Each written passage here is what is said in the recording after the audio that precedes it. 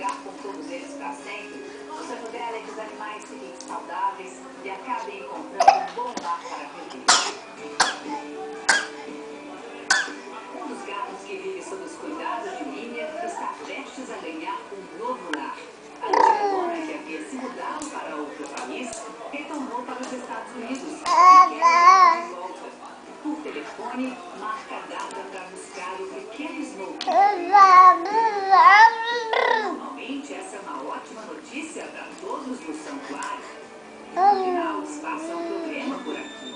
Só tem um detalhe: no meio de 700 gatos, Lina não faz a menor ideia de onde está o bicho. No santuário, todos os gatos são catalogados e ganham a ficha com foto e tudo. Esse aí é o Smoke. Lina reúne a equipe do santuário e anuncia: